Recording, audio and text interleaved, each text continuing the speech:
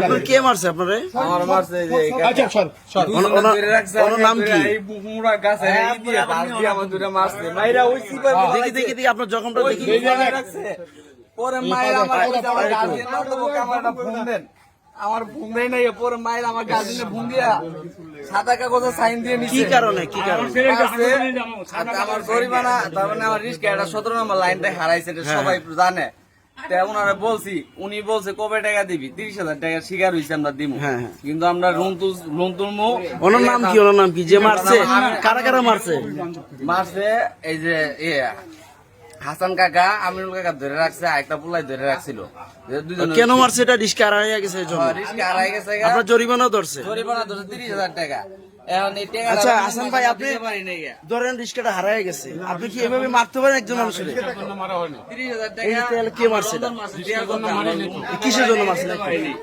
ঈদের দিন যদি রাইতে 12:30টায় আসে, যদি একটা লোকের কাছে 150 টাকা না থাকে, ওই লোকের কি করা যায়? আচ্ছা কি করা যায়? আচ্ছা তার কাছে টাকা নাই, আপনি মালিক, এখন আপনি বলেন কি করা যায়?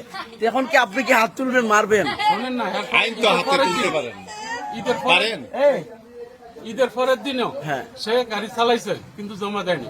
আচ্ছা জমা দেয় নাই, হয়তো আপনি থানাতে অভিযোগ করতে পারতেন, এনে দেখা যায় প্রেস ক্লাব আছে, প্রেস ক্লাবে অভিযোগ করতে পারতেন, নিজের হাতে মারবেন? জিজ্ঞাসা করেন ঈদের পরের দিন জমা দিচ্ছেন। আচ্ছা জমা দেয় নাই, অপরাধ করছে, আপনার টাকা পাবেন। ধরেন আমার লোনের ব্যবসা আছে, অনেকে লোন টাকা দেয় নাই আমারে, আমি মারি নাই তো। আচ্ছা এর জন্য আপনি কি একজন মানুষের এইভাবে মারবেন নির্মূল ভাবে?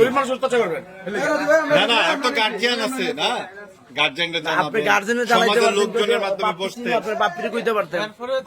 আচ্ছা কোনো জিনিস তর্ক বিতর্কের ভিতরে হয়ে যায়। আচ্ছা পরের দিন আর গাড়ি চালাইতে আসে নাই, বুঝলেন? তারপরের দিন গাড়ি চালাইতে আসেনি, এরপরের দিন আইসে, রাইতে 2টা বাজে আইসে।